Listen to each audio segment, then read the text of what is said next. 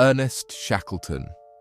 the captain who lost his ship and saved every man anyway. His ship was crushed to splinters by ice 1,000 miles from anywhere. He had no radio, no rescue plan, and 27 men depending on him to figure out what came next. He got every single one of them home alive, and to do it, he sailed an open lifeboat across 800 miles of the most violent ocean on Earth. In August of 1914, Ernest Shackleton set sail from England aboard a ship called the Endurance, leading an expedition intended to accomplish something no one had ever done: cross the entire Antarctic continent on foot. The expedition never came close to attempting that crossing at all. In January of 1915, still short of reaching the Antarctic mainland, the Endurance became trapped in thick pack ice in the Weddell Sea, frozen solid within a shifting, grinding mass of ice that slowly carried the ship, still locked in place for the following 10 months, drifting steadily further from any hope of rescue, while the surrounding pressure of the ice pack gradually intensified around the ship's hull. By October of 1915, the relentless pressure of the shifting ice finally proved too much for the Endurance's wooden hull to withstand, and the ship began taking on catastrophic damage, its timbers splintering and cracking under forces powerful enough to crush a vessel specifically reinforced for exactly this kind of Antarctic ice navigation. Shackleton ordered his crew to abandon ship, and the men watched over the following weeks as the Endurance was slowly crushed and eventually swallowed entirely beneath the ice, leaving 28 men stranded on a shifting, unstable ice floe in one of the most remote, hostile environments on the planet, with no ship, no functioning radio, and no realistic expectation that any rescue effort would ever locate them. What followed became one of history's most remarkable demonstrations of sustained leadership under genuinely desperate circumstances. Shackleton's immediate priority became keeping his men alive and psychologically intact rather than pursuing any specific rescue plan, since no viable rescue plan actually existed yet. The crew survived by camping directly on the drifting ice floe for months, hunting seals and penguins for food, while Shackleton worked deliberately and consistently to maintain morale and discipline among his men, understanding that psychological collapse posed as genuine a threat to their survival as the physical dangers of their situation.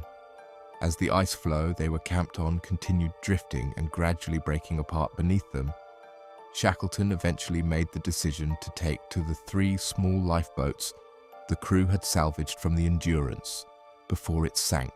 navigating through genuinely treacherous, ice-choked waters for 5 harrowing days before finally reaching the remote, uninhabited Elephant Island, the first solid land the men had stood on in nearly a year and a half, though still hundreds of miles from any realistic prospect of rescue or outside contact. Recognizing that Elephant Island itself offered no realistic hope of rescue, since it lay far outside any regular shipping route and no one on Earth knew the men's actual location, Shackleton made what remains one of history's most audacious survival decisions. He selected 5 men to accompany him on an open boat journey of roughly 800 miles across the Southern Ocean, widely considered among the most consistently violent, unpredictable stretches of water on the entire planet, aiming for South Georgia Island, home to a whaling station where he hoped to secure a rescue vessel for the 22 men remaining behind on Elephant Island. The journey, undertaken in a modified 22-foot lifeboat named the James Caird, involved navigating through hurricane-force winds, towering waves, and freezing temperatures with only rudimentary navigational equipment, requiring the expedition's navigator to calculate their position using brief, precious glimpses of the sun through nearly constant cloud cover, since a single significant navigational error across that distance would have meant missing South Georgia Island entirely and sailing into thousands of miles of open, empty ocean with no possibility of correction. After 16 days of genuinely brutal, exhausting sailing, the 6 men successfully reached South Georgia Island, though they landed on the island's uninhabited southern coast, opposite the whaling stations located on the northern shore. facing yet another seemingly impossible obstacle, since their boat was too damaged to safely continue around the island's dangerous coastline. Shackleton and two companions undertook a final, exhausting overland crossing of South Georgia's previously unmapped mountainous interior,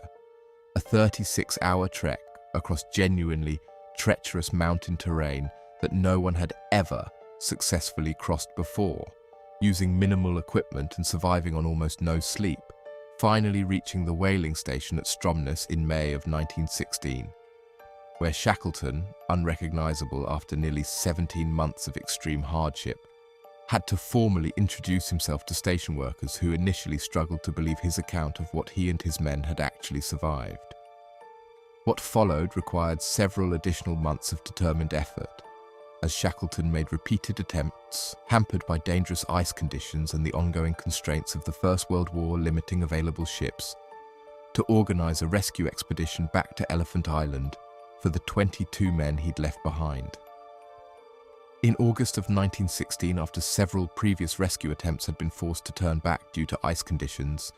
Shackleton finally succeeded in reaching Elephant Island aboard a borrowed Chilean vessel, finding all 22 men remarkably still alive.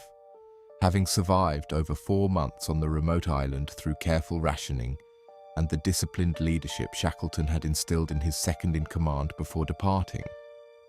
Every single member of the Endurance expedition, all 28 men, survived an ordeal that began with the complete loss of their ship in one of the most remote regions on Earth and ended nearly 2 years later with a rescue operation Shackleton had personally organized and executed almost entirely through sustained willpower, careful leadership, and a genuinely remarkable, sustained refusal to accept that any of his men would be lost. What makes Shackleton's story endure as one of history's most significant demonstrations of leadership under extreme adversity isn't simply the physical survival feat itself, remarkable as crossing 800 miles of Southern Ocean in an open lifeboat genuinely remains, but the specific, sustained psychological leadership Shackleton demonstrated throughout nearly 2 years of compounding crisis, prioritizing his men's survival and morale at every single stage of an expedition that had already completely failed in its original objective before the true test of leadership had even begun. Shackleton himself died in 1922 during a subsequent Antarctic expedition from a heart attack, having spent his final years still drawn back toward the same unforgiving region